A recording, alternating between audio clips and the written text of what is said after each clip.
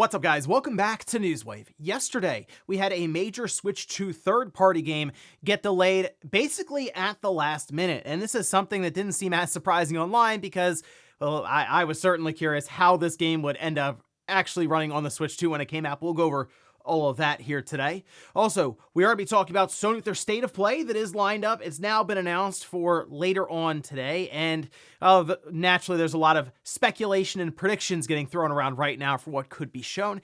And we did have Kojima with his Beyond the Strand presentation that certainly got weird, we'll say, a few times there, but we had some cool announcements and we'll take a look at everything that was there. So guys, if you enjoy these videos, make sure to hit that like button, helps out a ton. And if you're new here to the Spawn Wave channel, make sure you subscribe down below. And of course, members for the channel do get Newswave early. If you would like to learn more about that, click the join button or link in the description down below. And we're gonna start today with Baldur's Gate 3 on the Steam Deck because they had an announcement in their latest post here. You can see this over on Steam. This is hotfix number 34, and they say it brings a special update to those of you playing on Steam Deck.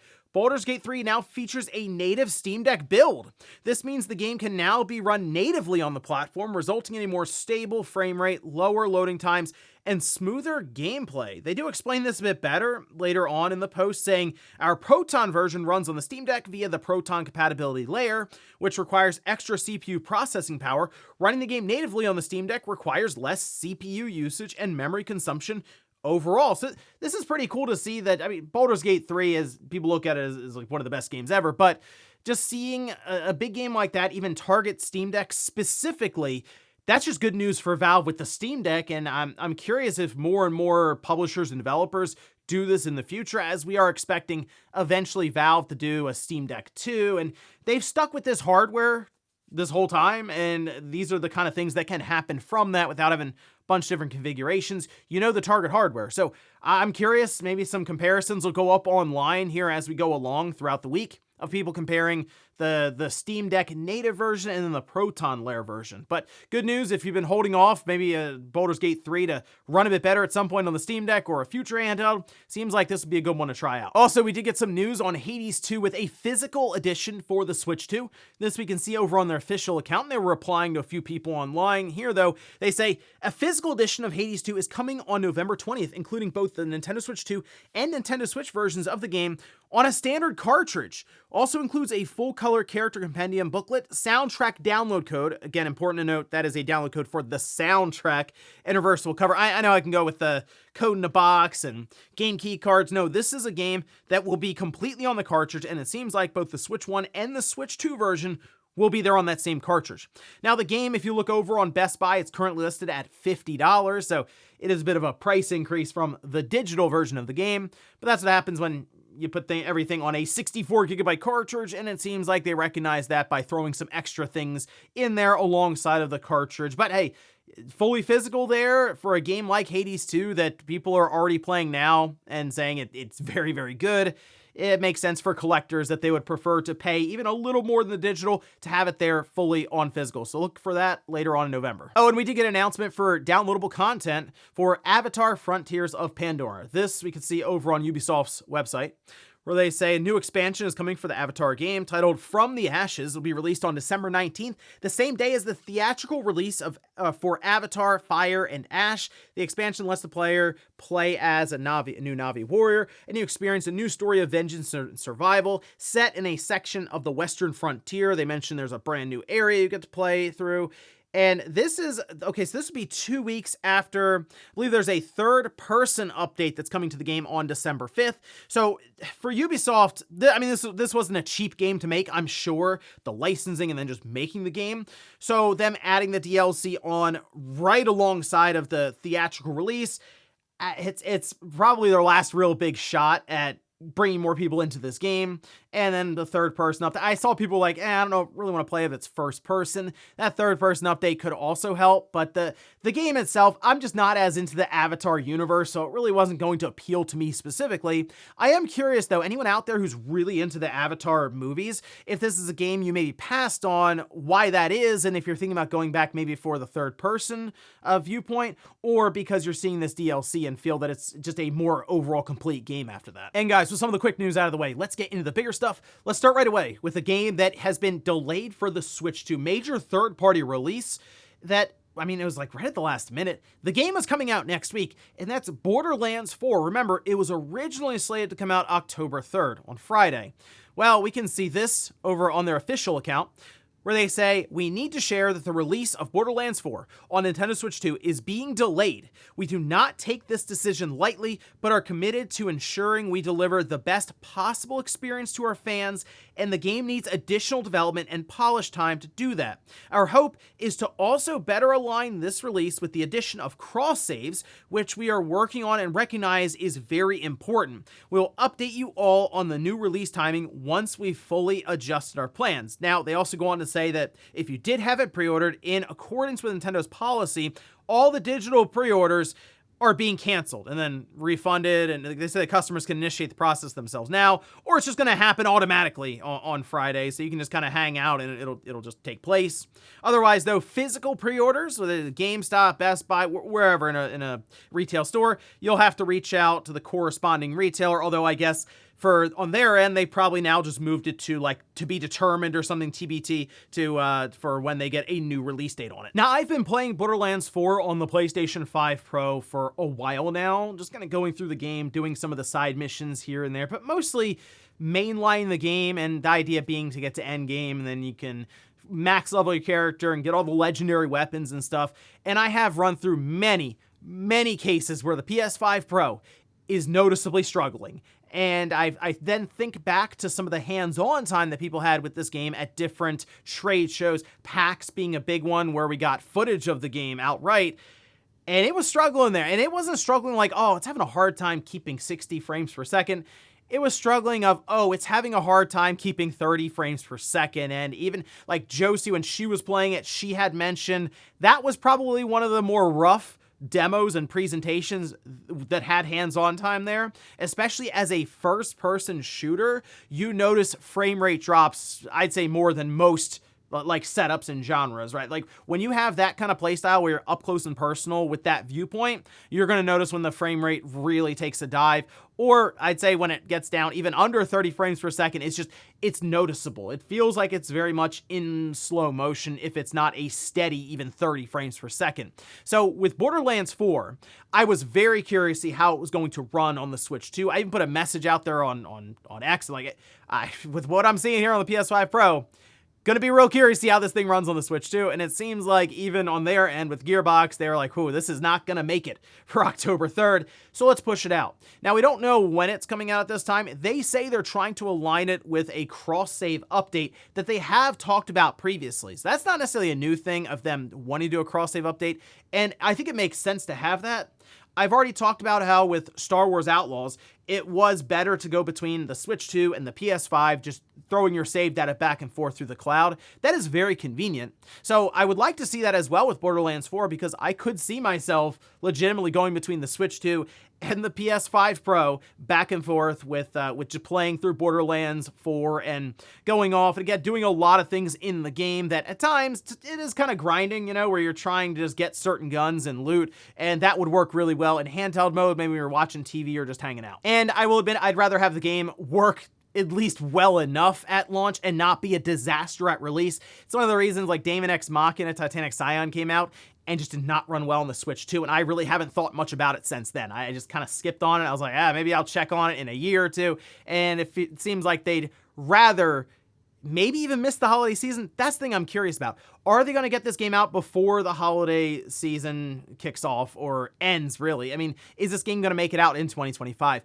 Maybe it's something that does release towards the end of November or maybe at the beginning of December, and they end up pushing it back really about 2 months. So we'll see, but at least for now, if you were looking forward to Borderlands 4 on the Switch 2 next week, gonna have to wait a bit longer, potentially we'll see into 2026. Next up, let's talk about Sony and their State of Play that is scheduled for later on this afternoon. We can see this over on PlayStation Blog, where they say, tune in live this Wednesday for more than 35 minutes of reveals and news from developers around the world. We'll share new looks at anticipated third-party and indie titles, plus updates from some of our teams at PlayStation Studios, including an extended look at Saros, Housemarque's mysterious new title arriving coming next year. Look forward to nearly 5 minutes of gameplay captured on PS5. That's really cool that we're going to see Saros like completely in action there for 5 minutes. I assume they're just going to drop us in for a few minutes and they're just going to run around and play the game. And that, look, I still think Returnal is one of the best games we've seen for the PlayStation 5's generation,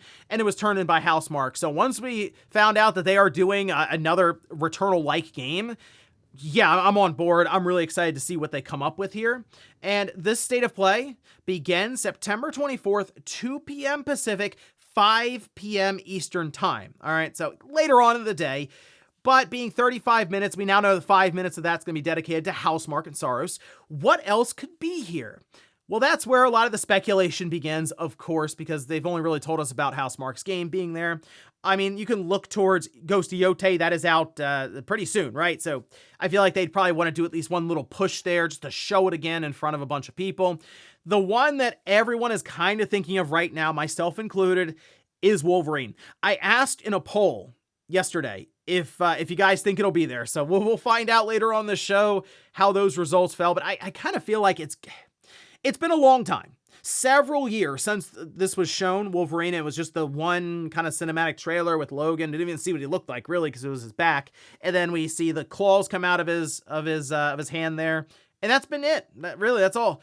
Since then, it's just been, okay, Spider-Man and Spider-Man 2 and stuff, that's fine, but it's always been, okay, what's going on with Wolverine? Seems like 2026 would be a great spot for that, and so you'd have Wolverine and Saros next to each other there in 2026, and potentially, this 2.5D God of War, wouldn't mind seeing that here as well. I know with these state of plays, we end up being kind of limited on the number of first-party projects that are shown from Sony here, but I think if you show a few of them, it's not going to be the end of the world, right? Like, you could show 3 or 4 first-party games. I think people are pretty excited about that. So a 2.5D God of War that's been discussed and rumored would be really cool to see here. I just want to kind of see the direction of that game, what it looks like, and some of the gameplay elements to it. And so third parties, all right? Resident Evil Requiem. I mean, we're all expecting Leon to pop up at some point. So hey, there you go. Do a nice little reveal trailer here for Leon and roll into Tokyo Game Show if you're Capcom with just a highly anticipated title then. Okay, so otherwise, Square Enix, there's 2 games. Final Fantasy IX Remake, you gotta show up eventually. They've been teasing it for so long, breadcrumbs all over the place. It'd be terrible if they just never had this thing ready to be shown at all. And then the other one, people are kind of coming around on this, the idea of Final Fantasy VII Remake Part 3 getting its first trailer. It seems soon, but they have a lot going for them in the sense that they can use a lot of the assets, the world's already been built out, and they said that they already have an idea as to where they're going to make the announcement for this game. Keep in mind, it could be as simple as just a title reveal with very, very little else. So I just want to put that out there. Just getting what is this called will be enough, I think, for a lot of people to kind of get the ball rolling. I threw Sega in here because I think it'd be cool to see Jet Set Radio, that revival, get a spot and have that big reveal. Otherwise, though, PlayStation Plus, we do see them from time to time have Essentials or Premium in there. And really, we've seen them go, here's the PlayStation Premium games for the next couple of months even, so it wouldn't shock me if that was there as well. But let me know down in the comments what you would like to see from Sony at this state of play happening later on this afternoon. And in our last bit of news, let's talk about Kojima and his Beyond the Strand presentation, because it was an interesting one. He certainly has a lot of ideas, is what I'll say, because while I was mostly focusing in on the game stuff that he had here, he announced a number of things related to Death Stranding, the game, had some new games to show off. He also talked about things like a collaboration with a sake manufacturer and other alcohol, that he had a collaboration look like with a bank and credit cards. Like, you can just get a themed credit card around Death Stranding or Kojima Productions, stuff like that. But he did have, as I mentioned, games to show off, and a few that I was even a little surprised with how much he talked about and showed off. So let's actually start from the top here. And we'll start with Phil Spencer, who did come up on stage to talk about, obviously, OD. And with that, they showed off a new trailer. Now, this is OD Knock, and it has, I think, some serious PT vibes. This is immediately what stood out to me. And the visuals are super impressive. It's in Unreal Engine. I know now people become very, very squeamish when they hear Unreal Engine based on a lot of the performance issues we've seen. But Microsoft says they are working with Kojima Productions on some of the more technical sides of things with the Unreal Engine part. And if you look at things like what they've done with Coalition, they're pretty good with Unreal Engine there at Microsoft. So I think with that kind of technical assistance, we should see a pretty impressive looking and hopefully running game as well. But I still don't even know what this is going to play like exactly, and he really hasn't described it much beyond what was shown, which mostly was lighting candles. He did say that's not the gameplay element, though, is lighting candles, but trying to have that series element of fear, specifically of the knock, which kept happening over and over and over again until something bust through the door and grabbed the person. So still waiting to see more about this one, but at least it made an appearance and we got a bit more footage that was pretty impressive again visually. There's a Death Stranding movie that is happening. No trailer or visuals, just kind of showed off the director and talked to him and stuff. Okay. Then we had Death Stranding Mosquito. This is a new animated series that they did show how it looked, and at first I was like, I don't know if this looks good or bad, but it definitely looks unique. I feel like I just need to see more of it, especially just natively on the screen when they put it out there for however long each episode or the series will be. It at least caught my eye, the look of it. And I'm still trying to figure out the characters. They talk about the mosquito aspect to it. So it's different. It's really than what I was expecting with what Death Stranding would have been for an animated series. He then talked about Fizzant. I was a little surprised here because we heard that Fizzant right now, it's in the conceptual stages. He did mention that, and he's the only one really working on it. But he showed up with concept art that seems to show, I guess, the main character. And look, you see this concept art. He wants to make another Metal Gear. We know that. He said that Fizzant is kind of that response to fans who keep asking him to make another Metal Gear Solid of some kind. This is it, and I'm curious to see what Kojima will come up with when he doesn't have Konami over his shoulder, maybe at times limiting him what he can do. This is going to get weird, okay? And he showed some rendering of like a character when they're doing facial scans and stuff of them, and this is part of his like 20-year cycle. They're in the third phase. Fizzant is 2030 at the earliest is what I'm going to tell you now. So, of course, people are looking at that going, that's PS6.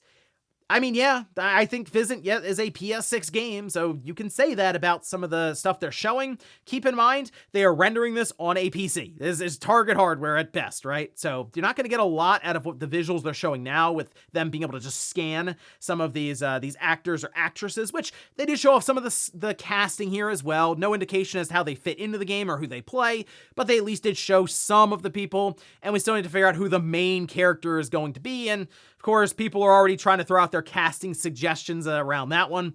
And then to close out, Kojima Productions and Niantic Spatial announced a collaboration for a new gaming experience in the real world. Think Pokemon Go, but you're going to let Kojima make the game. Oh, that's going to be interesting. Yeah, Kojima finally makes his way into the real world with virtual space being included. I mean, Niantic has a lot of experience in this regard. The way it was being shown, it looked like it'd be kind of Death Stranding inspired, but he didn't go as far as to call it Death Stranding Go or something like that. But that was it for Kojima, his Kojima Productions' big Beyond the Strand showcase.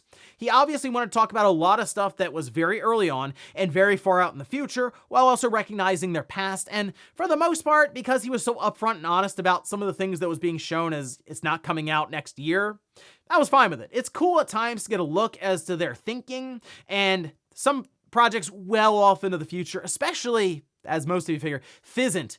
Because if Kojima shows up with another Metal Gear Solid that really takes off and it's all his, that could start a very interesting series. But for now, we gotta just get to 2030 and beyond, because Kojima kept talking about, man, that's really far away. I really need to stay alive to make sure all this stuff gets done. And it's like, wow, there you go. Game development, fun roadmap, and a little bit of awareness of your own mortality. And before we go to the comments of the day, we'll take a look at the poll that I posted up yesterday, where I ask, will we see Wolverine in the Sony State of Play tomorrow? 60% say no. Oh man, 40% say yes. Look, we gotta eventually see this thing. It's been years and years now since we first had that initial trailer. I feel like it's time. This is probably, I figure, the last State of Play of 2025 for Sony. 2026, I guess they could show it in like the first quarter. Maybe they have like a February or March State of Play.